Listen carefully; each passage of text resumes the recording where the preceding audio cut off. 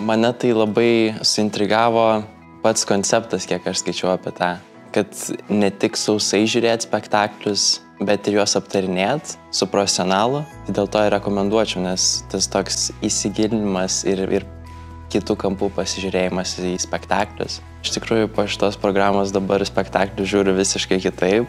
Pamatau dalykų naujų ir atrandu ir tai praplečia mano tą, net nežinau kaip pasakyti, bet įdomiau žiūrėti spektaklius dabar.